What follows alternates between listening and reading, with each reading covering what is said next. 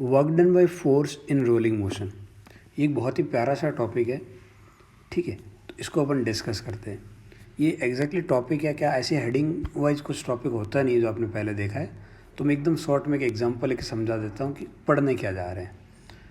तो मान लेते हैं कि ये कुछ एक डिस्क जैसा है, एक डिस्क मान लीजिए, और इस पर यहाँ का मैंने एक फोर्स लगाया, एफ फोर्स, और इसका सेंटर एस डिस्टेंस से डिस्प्लेस हो जाता है।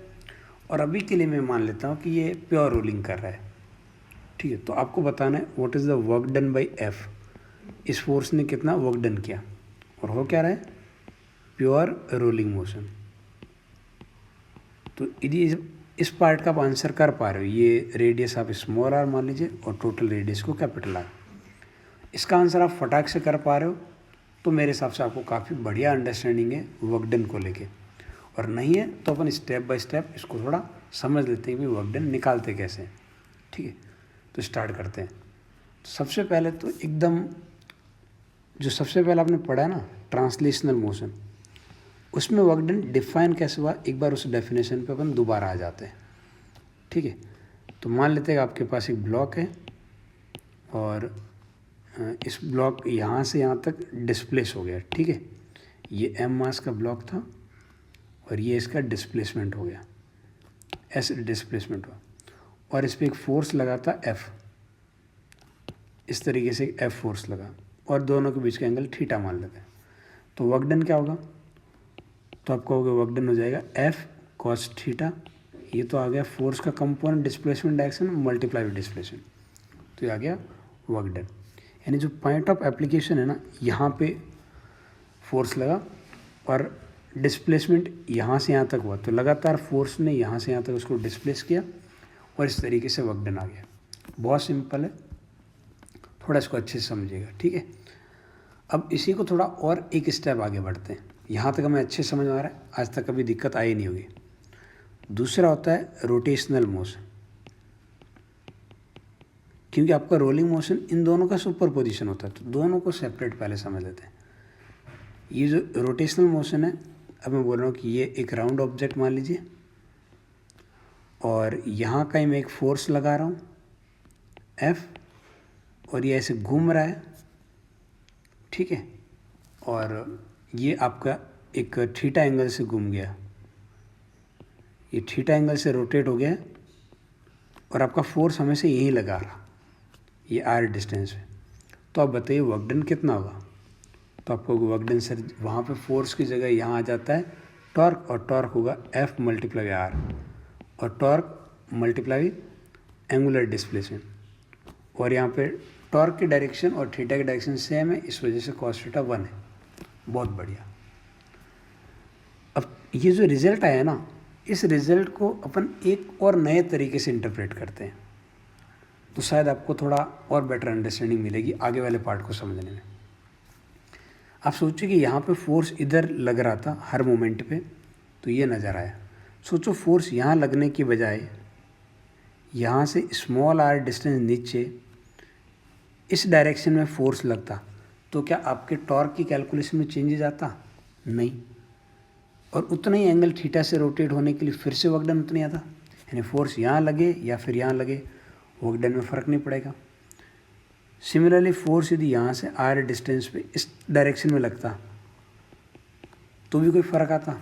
बिल्कुल नहीं आता, क्योंकि इन तीनों सिनारियों में force equal amount of torque apply कर रहा है।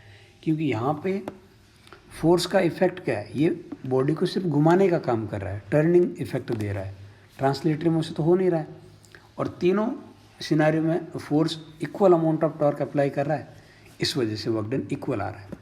अब यहीं से अपन इसको इसी पॉइंट को लेके दोबारा देखते हैं कि यार यही सिनारियो, तो एक काम करो, मैं ऐसा सोच के देखता कि यार आपने फोर्स यहाँ लगाया, अगले मोमेंट पे ये पार्टिकल जब यहाँ आया तो मैंने फोर्स इधर लगाया, और यहाँ आया तो इधर लगाया, यानी हर मोमेंट पे मैंने ये आर वेक्टर एफ वेक्टर के बीच का एंगल मेंटेन करते हुए इसको थीटा एंगल से पॉइंट ऑफ एप्लीकेशन को घुमा दिया। तो आप कहोगे यार पॉइंट ऑफ एप्लीकेशन की बात की जाए तो उस पर जो फोर्स लग रहा है ना, उस पर फोर्स और उसका डिस्प्लेसमेंट, हर छोटे छोटे डिस्प्लेसमेंट को देखता हूँ तो सेम डायरेक्शन में आ रहा है, और डिस्प्लेसमेंट हुआ कितना, तो वो आर थीटा, और दोनों सेम डायरेक्शन में तो कॉस थीटा की वैल्यू 1, तो ये आ गया वर्क डन। और ये मैंने एक तरीके से ट्रांसलेटरी मोशन की तरह इसको ट्रीट किया इस सिनारियो में। देखिए ये दोनों फॉर्मूले सेम है, बट मेरा देखने का नज़रिया बिल्कुल अलग है। यहाँ पे मैंने माना कि आप फोर्स को एक ही जगह पे इसी लोकेशन पे मानने के बजाय मैं इस पॉइंट ऑफ एप्लीकेशन को सेम, क्योंकि ट्रांसलेटर में ये होता है ना, इसको एक रेड मार्क कर देता, हर मोमेंट पे रेड मार्क यहाँ आएगा तो फोर्स ऐसे, देखिए ये इधर आ गया तो फोर्स ऐसे, हर मोमेंट पे इस तरीके से नज़र आता। यहाँ पे फोर्स अभी इधर लगा, थोड़ी देर बाद में ये वाला पार्टिकल यहाँ आएगा ना, तब उस पर लगेगा, सेम पार्टिकल पे तो फोर्स लग ही नहीं रहा है। ठीक है, तो इस वजह से मैंने थोड़ा सा पहले वाले से रिलेट करने के लिए ये टॉर्क की हेल्प ली। ठीक है, तो ये समझ आ गया। चलो ये समझ आ गया, तो अब मैं ना रोलिंग मोशन पे आ सकता हूँ, क्योंकि अब इन दोनों के सुपर पोजिशन को एक साथ देखना है। तो रोलिंग मोशन के लिए अपन एक काम करते हैं, जैसे ये एक ऑब्जेक्ट है, एक डिस्क जैसा कुछ मान लेते हैं, और इस पर एक फोर्स लगा है, एफ फोर्स। ठीक है, और इसका सेंटर, अब रोलिंग मोशन में होता है क्या है, ये वाला सेंटर इधर आएगा, यानी कि आपके पास एक तरीके से मैं पहले ये सोच लूँ कि ये वाली डिस्क जो है ना, वो ऐसे पूरी की पूरी इसका एक ट्रांसलेटरी मोशन मान लूँ ऐसे, तो ऐसे ट्रांसलेटरी मोशन हुआ, तो ये वाला जो फोर्स है ना, वो ये वाला पॉइंट यहाँ तक आया, हर एक पॉइंट ऐसे डिस्प्लेसमेंट हो गया, तो ये तो हो गया translatory motion. At the same time इसके अंदर एक और चीज़ होगी, तो ट्रांसलेटरी मोशन की वजह से वर्क डन कितना हुआ, तो आप बोलोगे F multiply with displacement S. ठीक है, ये वाला पॉइंट पे फोर्स और डिस्प्लेसमेंट सेम डायरेक्शन है इस वजह से, प्लस अब इसके रोटेटरी मोशन की बात कर लेते हैं। तो ये जो आपके पास ऑब्जेक्ट है, यहाँ से स्मॉल आर डिस्टेंस पे लग रहा है, और ये वाला आपके पास ऐसे थीटा एंगल से घूम गया है, कितने से, थीटा एंगल से घूम गया है। तो रोटेटरी मोशन की वजह से, या रोटेशन की वजह से जो वर्क डन आएगा वो कितना आएगा, वो आप कहोगे एफ मल्टीप्लाई रोटेशन की वजह से इसका डिस्प्लेसमेंट कितना हुआ, तो आप कहोगे आर थीटा। ठीक है, और इस मोमेंट पे अपन फोर्स को इस तरीके से समझेंगे कि ये पॉइंट इस पे चिपक के रहा एक तरीके से, अभी फोर्स यहाँ लगा और थोड़ी देर बाद में फोर्स यहाँ लगा, क्यों लगा ऐसे, ये दोनों चीज़ें इक्विवेलेंट कैसे, वो मैं ऊपर समझा चुका हूँ। अब इन दोनों का वर्क डन का जो एडिशन है ना, वही आपके पास वर्क डन होगा रोलिंग मोशन में। ठीक है, आप इसको टॉर्क की हेल्प से भी समझ सकते हो कि ट्रांसलेटरी और रोटेटरी। देखो बात सब कुछ मुद्दा इसी बात पे है कि अब तक अपन ने जो है ना, इस टॉपिक को आपने अलग से इसीलिए नहीं पढ़ा होगा कि इन दोनों फोर्स के अंदर या वर्क डन के अंदर रिलेशन भी निकाल लिया जाता है, क्योंकि मोस्ट ऑफ द केसेस हम पढ़ते क्या है, प्योर रूलिंग पढ़ते हैं, तो प्योर रूलिंग में ये सब रिलेशन आ जाता है, इसलिए फ़र्क नहीं पड़ता। अब इसको मैं ऐसा एफ कॉमन लेके ऐसे लिख दूँ, एस प्लस आर थीटा, चलेगा, लिखा जा सकता है ना, F multiply S plus R theta. तो यानी कि जो आप फोर्स लग रहा है ना, उसका ट्रांसलेटरी मोशन की वजह से डिस्प्लेसमेंट और रोटेशनल वाला डिस्प्लेसमेंट एक तरीके से, और रोटेशनल वाला डिस्प्लेसमेंट थोड़ा अच्छा वर्ड नहीं रहेगा, और समझ नहीं पाओगे आपको कि सर डिस्प्लेसमेंट तो ये होगा, तो एक तरीके से डिस्टेंस बोलना ज़्यादा अच्छा वर्ड रहेगा। ठीक है, तो उन दोनों को ऐड करके आप एफ से मल्टीप्लाई कर दो तो सीधा आंसर आ जाएगा। ठीक है, अब इसको है ना अलग अलग सिनारियो में अपन लेके देखते हैं। आई होप कि आपको यहाँ तक समझ आ गया कि अपन हैंडल कैसे करने वाले वर्क डन को। अब देखो एक एग्जांपल लेते हैं प्योर रोलिंग मोशन का। तो प्योर रोलिंग मोशन के अंदर मान लेते हैं यहाँ से स्मॉल आर डिस्टेंस पे एक फोर्स लगाया आपने एफ, और ये डिस्प्लेसमेंट हो गया एस। ठीक है, अब बात कर लेते हैं वर्क डन कितना होगा। तो आपको यार देखो ट्रांसलेटरी मोशन की वजह से फोर्स का वर्क डन आ जाएगा एफ मल्टीप्लाई बाई एस। अब रोटेटरी मोशन की वजह से कितना आएगा, एफ मल्टीप्लाई बाई डिस्प्लेसमेंट, और डिस्प्लेसमेंट कितना आएगा, वो आएगा आर थीटा, ये आएगा। अब थीटा और एस में क्या रिलेशन होगा, अब उस पर बात कर लेते हैं।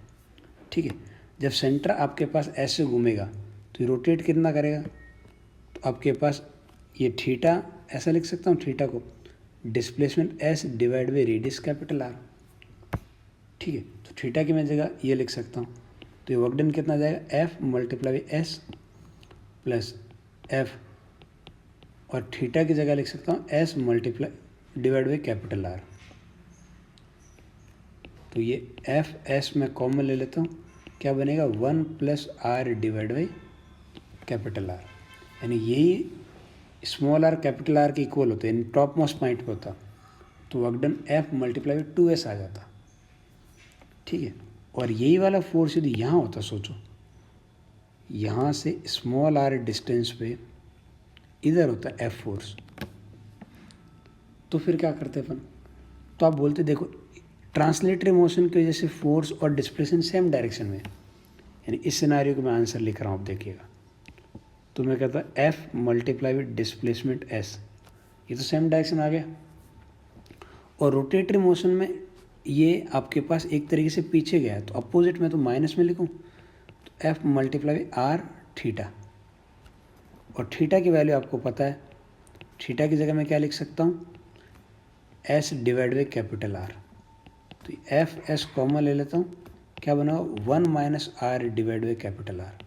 आपको सर स्मॉल आर यदि कैपिटल आर के इक्वल हुआ तो ये पार्ट तो जीरो हो जाएगा और वर्क डन जीरो हो जाएगा। बिल्कुल सही बात है, क्योंकि बॉटम मोस्ट पॉइंट का देखा जाए तो जितना ट्रांसलेटरी मोशन में वर्क डन हो रहा है ना, उतना ही आपके पास रोटेटरी मोशन की वजह से वर्क डन हो रहा है, और दोनों एक पॉजिटिव है तो दूसरा नेगेटिव है, इसलिए इफेक्टिवली वर्क डन है नहीं। और इसको एक और दूसरे तरीके से, मतलब मज़ा आने लायक बात है कि यार जिस बॉटम मोस्ट पॉइंट पे अब कहोगे सर यहाँ वर्क डन मतलब जैसे यहाँ फ्रिक्शन वगैरह हुआ, तो जो बॉटम मोस्ट पॉइंट है इसकी तो वेलोसिटी हर एक मोमेंट पे जीरो है, तो फ्रिक्शन कोई पावर ट्रांसमिट नहीं कर पाता। क्या बोल रहा हूँ मैं, फ्रिक्शन कोई पावर ट्रांसमिट नहीं कर रहा, इस वजह से फ्रिक्शन की वजह से इस ऑब्जेक्ट को कभी कोई एनर्जी मिलती ही नहीं है, क्योंकि जिस पॉइंट पे फोर्स लग रहा है ना उसकी कोई वेलोसिटी नहीं है, इस वजह से उस पॉइंट के थ्रू कोई एनर्जी का ट्रांसफ़र नहीं हो रहा है। या आप ऐसे बोलिए जितना पॉजिटिव वर्क फ्रिक्शन कर रहा है उतना ही फ्रिक्शन नेगेटिव वर्क कर रहा है, तो इफेक्टिवली फ्रिक्शन ना एनर्जी दे रहा है इसको ना ले रहा है in case of pure rolling motion. ठीक है, अब आगे बढ़ो। अब तक का पार्ट यदि अच्छे से समझ आया तो एक बहुत छोटा सा क्वेश्चन है जो आप ट्राई कर सकते हो। ये एक डिस्क है, टॉप मोस्ट पॉइंट पर आपने एक एफ फोर्स लगाया and it is rolling without sliding, और जब इसका डिस्प्लेसमेंट एस हो जाता है तो आपको क्या कैलकुलेट करना है, एक तो सबसे पहले कैलकुलेट कीजिए कि फ्रिक्शन फोर्स कितना होगा। ऑफकोर्स वो स्टैटिक होगा because friction is large enough to prevent sliding, ये आपको मेंशन है। दूसरा work done by capital F, ये कितना आ रहा है एक बार कैलकुलेट कीजिए, और वर्क डन बाई फ्रिक्शन कितना आ रहा है ये भी कैलकुलेट कीजिए। फिर आप कैलकुलेट कीजिए काइनेटिक एनर्जी कितनी डिस्क है। ऑफकोर्स ये दोनों नंबर आपका सेम निकल के आ जाएगा और ये वाला नंबर ज़ीरो निकल के आएगा। ठीक है, एक बार आप कैलकुलेट करके नॉर्मल तरीके से जैसे अपन करते हैं फ्रिक्शन और ये सब कुछ करके देखिएगा, आपको अच्छा लगेगा।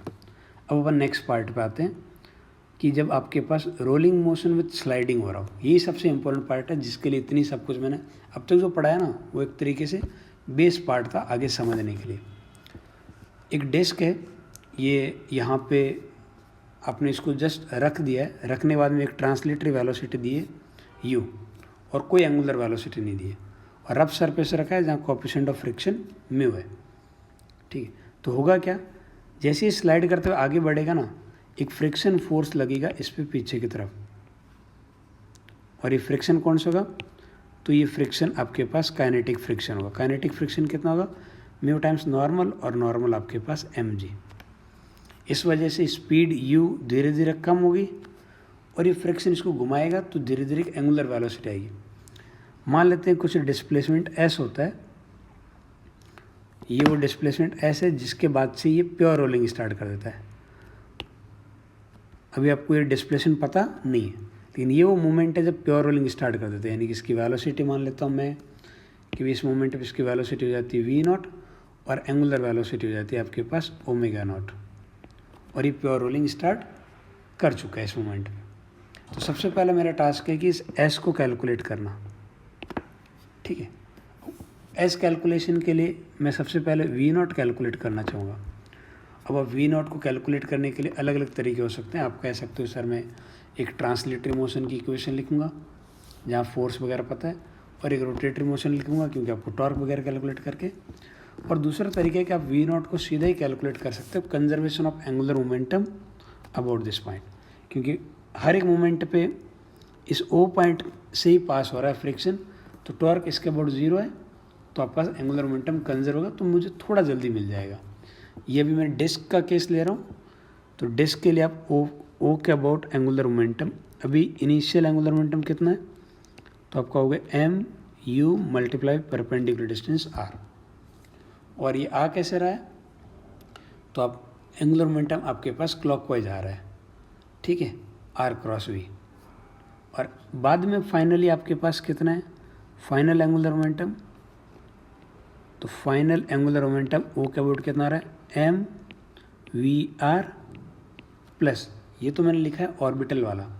स्पिन वाला कितना होगा, स्पिन वाला होगा आपके पास आई सी ओमेगा, आई सी कितना है एम आर स्क्वायर बाई 2 और ओमेगा की जगह ओमेगा नॉट।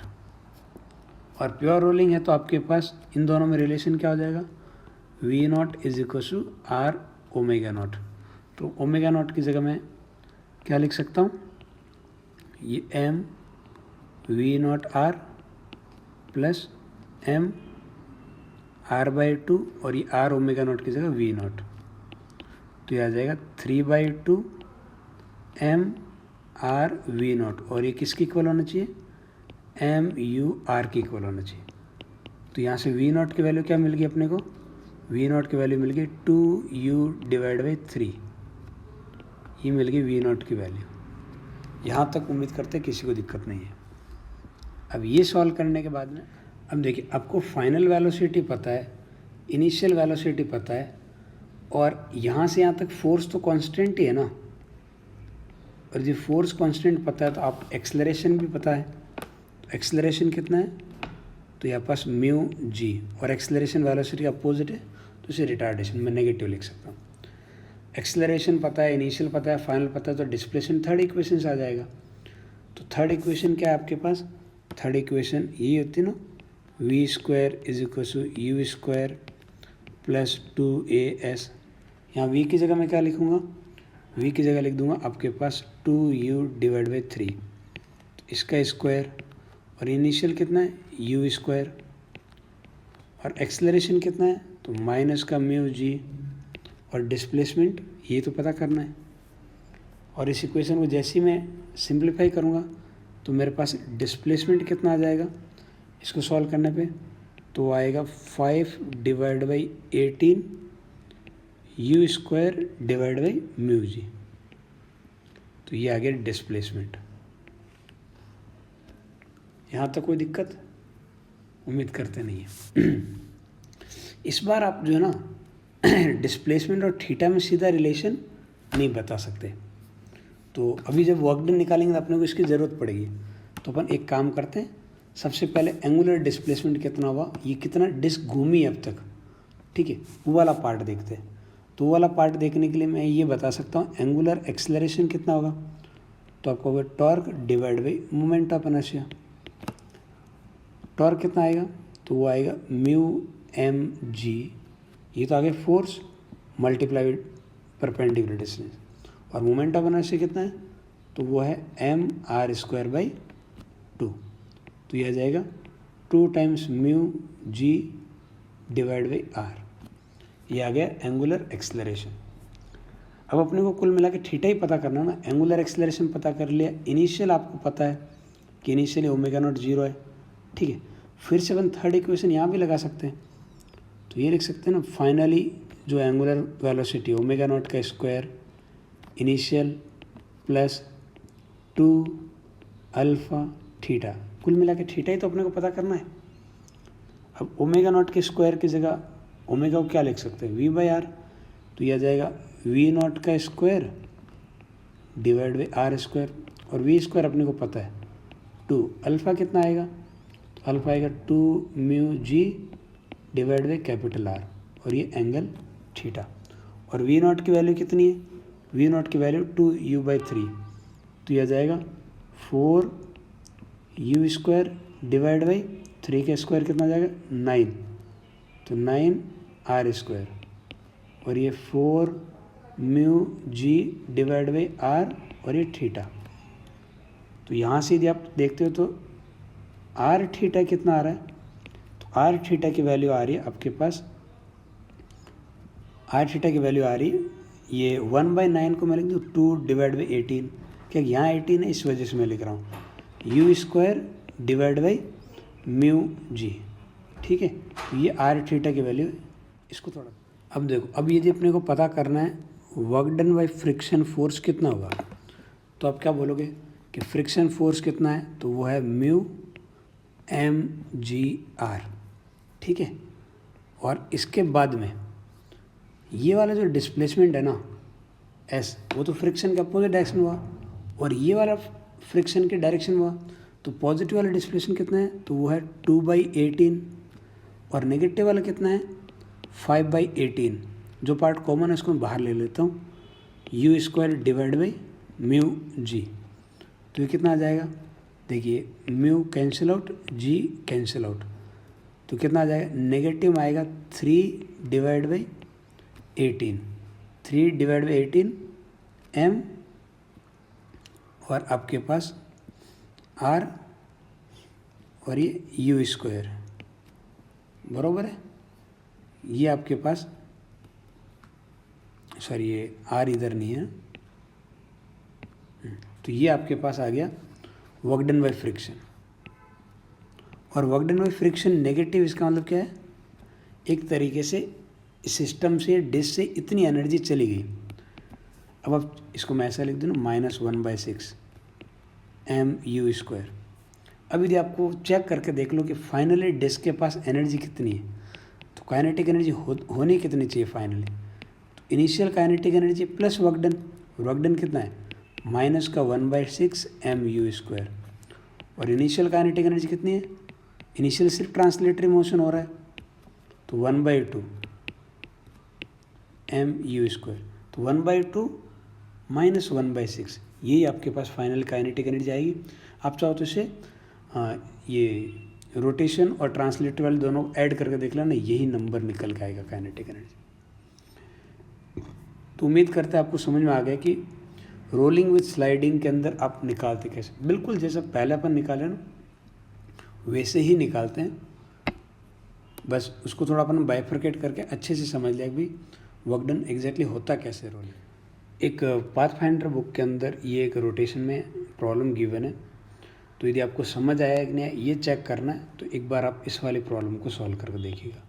ठीक है, ये दोनों पार्ट वर्क डन के बारे में बात कर रहे हैं, और आप चेक करने के लिए दूसरा तरीका भी आपके पास है, आप काइनेटिक एनर्जी की हेल्प भी ले सकते हो। ठीक है, आप उधर से भी वर्क डन निकाल सकते हो, क्योंकि जो भी वर्क डन होगा वो काइनेटिक एनर्जी की फॉर्म में रिफ्लेक्ट होना चाहिए, और वही एग्जैक्टली होता है।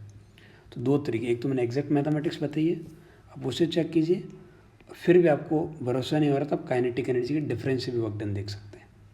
ठीक है।